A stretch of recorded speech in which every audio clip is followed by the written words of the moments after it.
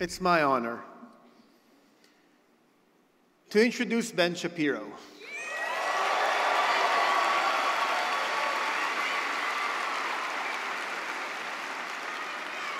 Now, it seems like you know who he is, but I will do my best to introduce him.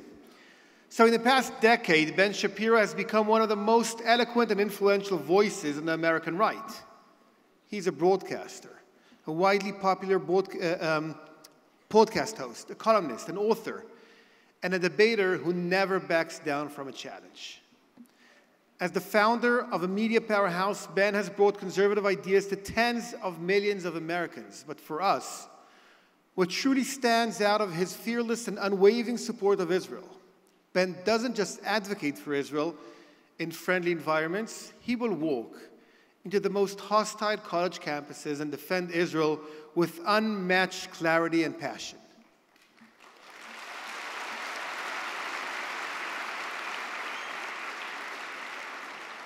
And if that is not impressive enough, Ben is also a master of balancing work and family. He's never shy about saying, when I call him in crazy hours, I'll get back to you after I'm done with my kids.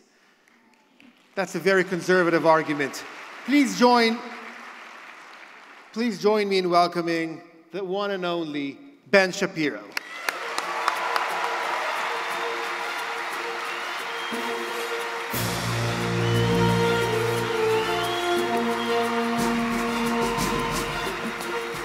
Thank you so much. That's very kind of you. Thank you.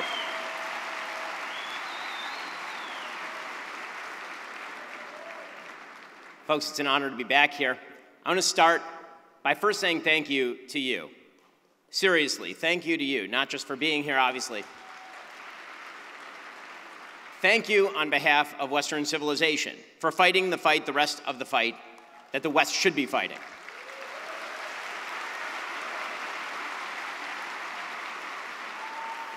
As a Jew, as an American, as a member of Western civilization, honestly, I want to thank all of you. There's something that we do very often in the United States when we do events, and it's always moving and it's always special, but I think it has a different impact here. I've never seen anybody do it because it's so obvious, because you're all living it. In the United States, the percentage of people who serve in the military is extremely low. The percentage of people who actually know somebody who's serving in the military is exceedingly low these days in the United States. That obviously isn't true here. And so I want to ask, if you've served over the course of the last year, please stand up.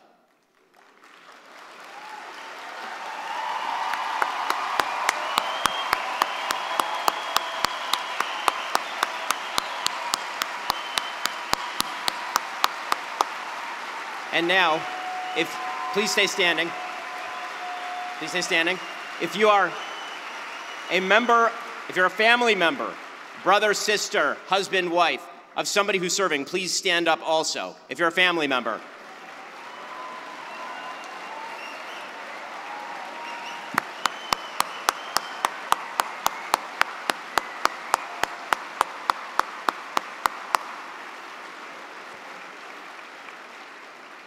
The reason I think that that's so important, for you to recognize sometimes, is just how different that is. That's unique. It's something that doesn't exist in the West anymore. The West was built on a tradition of what Victor Davis Hanson, the historian, calls civic militarism. The idea of free people who band together to defend themselves, defend their property, defend their honor against people who would seek to destroy it. Israel may be the last and best example of civic militarism in the West these days, and serves as an example over the course of the last year for the rest of Western civilization.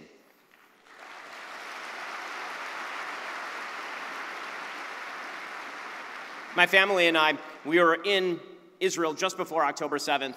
We actually left right before the last Chag. We were here for the Chagim. We left on October 6th. We got back to the United States, and of course we started hearing via my security team in the United States what had happened on October 7th.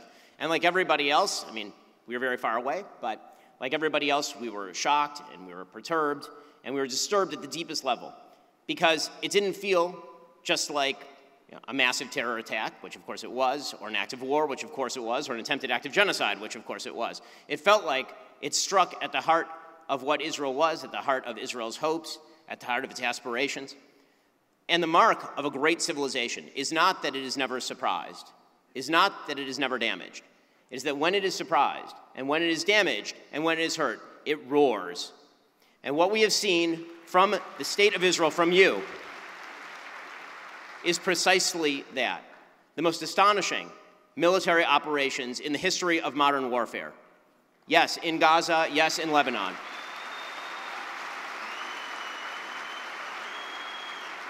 A social fabric that just moments before October 7th seemed to be fraying at every corner, suddenly coming together and proving itself more durable and stronger than the social fabric of pretty much any other nation on the planet. People who 5 minutes ago were fighting each other in the streets, suddenly side by side, from every walk of life. It was unbelievable. Now, why is that important? Why is that important to the West? Why does the West care so much would be a good question. I've spent a lot of this last year doing something much less important, talking. Right? I go to a bunch of colleges and universities, or I'm debating people in the media about what's going on here. And the real question I think that needs to be asked is why anyone cares. Seriously, why does anyone care? It's a pretty important question. After all, for those of us in the United States, it's 8,000 miles away. In the scale of global conflict, it's actually a fairly small global conflict. There are multiple global conflicts that are currently taking place that have a higher dead toll than what's currently going on in Gaza or in Lebanon. And yet it's at the front of everybody's mind. Why is that? And the reason is because it's indicative of a far larger battle that's taking place across the West. A battle that I've characterized as the battle between lions and scavengers. Lions are people who want to build. Lions are people who believe that they have a duty to themselves, to their families, and to their civilization to build, to make life better for people around them, to innovate, to build social fabric, to defend themselves and their families. Those are the lions. And then there's a scavenger mentality, and this is what's so important about what's going on. The scavenger mentality has now become not just common, but de rigueur among a huge percentage of the left in the West. And the scavenger mentality goes something like this. If you are successful in life, it is because you have victimized somebody else. If you're a failure in life, it's because you have been victimized by somebody else. This is a pernicious and evil idea. In fact, it's an idea that goes all the way back to Cain and Abel.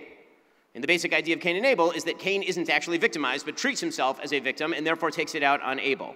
And the message of that story, obviously, is the Musar that God gives to Cain, where he says to him that sin crouches at your door, but you have the capacity to overcome it. Well, that is a lesson that the left not only refuses to learn, but believes is wrong. They believe that the world can be divided into oppressor and oppressed, and that the way you can tell whether somebody is an oppressor or whether they're oppressed is by their failure in the world.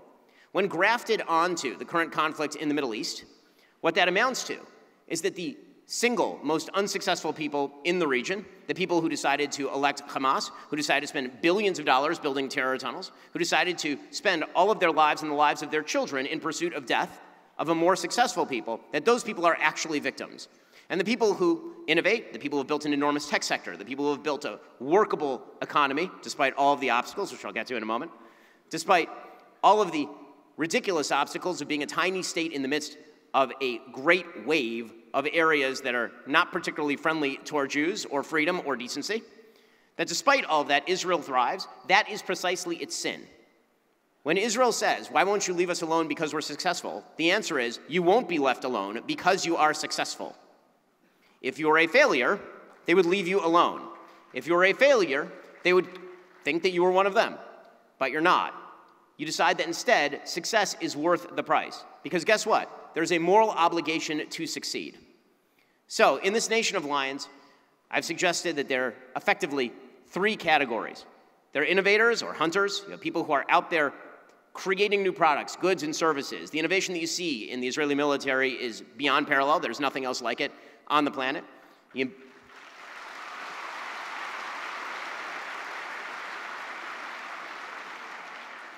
Israel has bootstrapped its way into military dominance, despite all of the internal obstacles. Again, in an area where the Jewish population of the state of Israel numbers somewhere between 7.5 and 8 million people, surrounded by 400 million people who believe something very, very different, Israel has somehow emerged as a militarily dominant player because of innovation.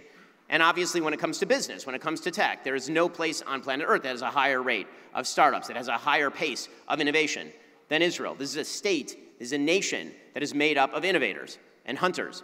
And then there are, of course, the warriors, and we spoke about them a minute ago, the people who are out there on the front lines willing to undergo tremendous sacrifice in order to make sure that the home front is safe, fighting for friends, fighting for family, fighting for their land.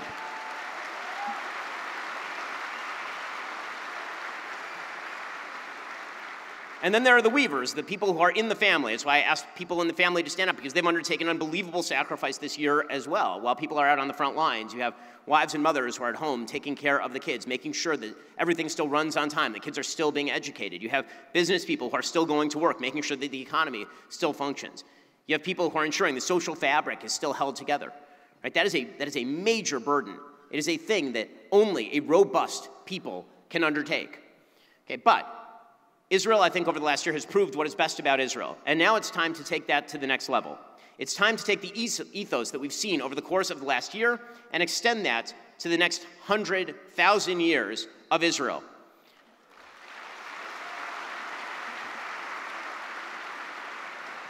So what does that mean? Well, it means removing the obstacles to the things that make Israel great, and that make the West great if the West would follow the example of Israel over the course of the last year. That means that in terms of innovation, Israel has to completely restructure its economy. If you wish to be a strong nation, a strong state, the economy of the state of Israel has to be built around innovation. It cannot be built around redistribution. It cannot be built around taking other people's wealth and using it for your own purposes. The ethos of a civic militarism requires that everybody put in their 2 cents and that everybody be able to retain that which they have built and then build for the future. Everybody, not some, everybody.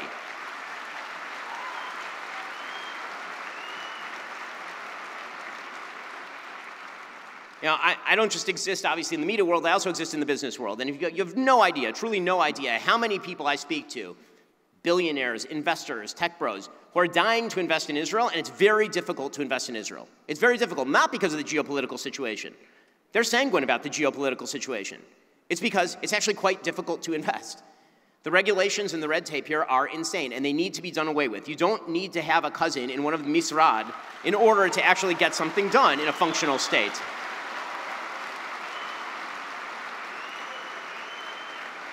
That needs to change, and it needs to change radically. And then as for the warriors of Israel, the warriors of Israel have to be protected, and they have to be made independent. This is something that you heard Mike speak about just a moment ago. Israel has to disconnect itself from the rest of the world in terms of aid.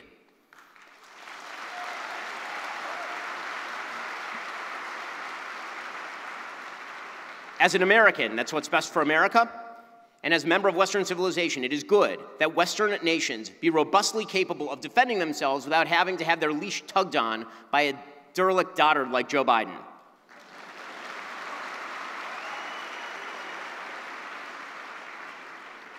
That means changing the supply chains. That means building domestically.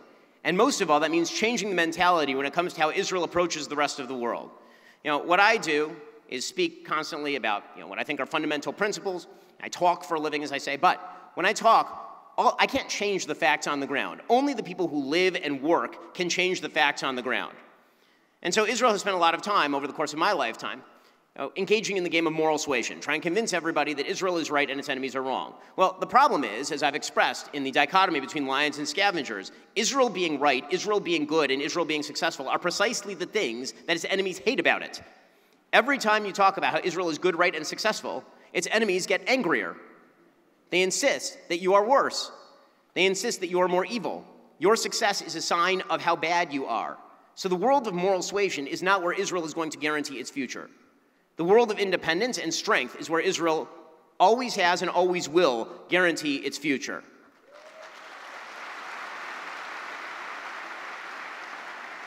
And once again, that also means calling upon, as I say before, all citizens to get involved in the warrior ethos. All, not some.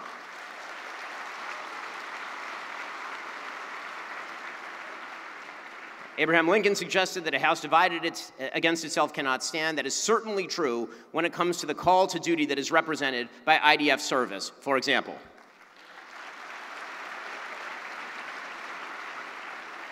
And then finally, the weavers. How do we protect the robustness of the nation of Israel? How should the West protect itself when it comes to the weavers, the people who actually build the social fabric? Israel's an amazing example of this because Israel is the only country in the West, literally the only one that has above replacement fertility rates. It is the only Western country on the planet that is reproducing more than it is dying. So why is that? Well, obviously it has something to do with the religion. It has something to do with the Bible. It has something to do with the culture. Because the reality is that even the Chilonim here are more Orthodox than most of the people who are Reform and conservative Jews in the United States. There's something in the water over here, or something in the relations over here between cousins. Every Chiloni has a Haredi cousin and vice versa. And that means that even people in Tel Aviv are still having 3 kids a couple. Hey, that is something that needs to be maintained and it needs to be promoted. It's something the rest of the West should take note of. A culture that prizes life has more kids. Well, what does all of that mean? It means that you guys, a lot rides on you. A lot rides on your success. This is the tip of the spear in a civilizational battle. It's why everyone cares so much, and it's why you don't have a choice as to whether to succeed. You have a duty to succeed, not just on behalf of yourselves, not just on behalf of Israel, on behalf of the West. Because as you go, Western civilization goes. You are an outpost of Western civilization, of Judaic values, in a place that is rather inhospitable, and you've built something incredible.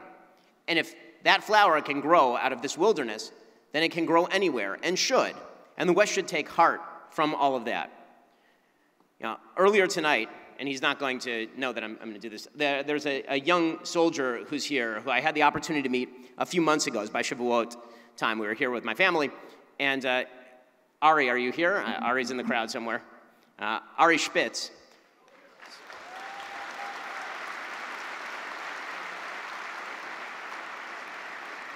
It's a big crowd. It's a little hard for me to see, but Ari is, I believe, 22 years old. Ari was wounded in Gaza. He was gravely wounded in Gaza. He lost a couple of limbs. And last time I saw him, he was in a mobile wheelchair. And we're coming out of davening on Shavuos, and somebody turned to me. I was walking next to him, and somebody turned to me, and they said thank you to me. They said, thank you for what you do. And I felt so terrible.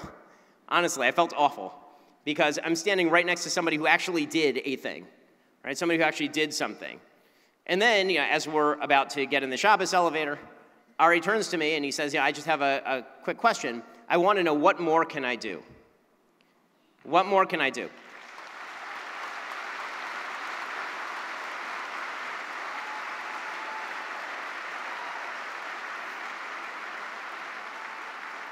That's the ethos that's been uncovered in Israel in the middle of the gravest time in its history. And that's an ethos that needs to be carried forward, not just on behalf of Israel, not just on behalf of Jews who live abroad like me, on behalf of Americans, on behalf of the West more generally. That ethos, that lion ethos, has to be revitalized, it has to be reawakened. And you in this room, all your family members, all your compatriots, all the people of this country, you're the people to do it. Thank you so much.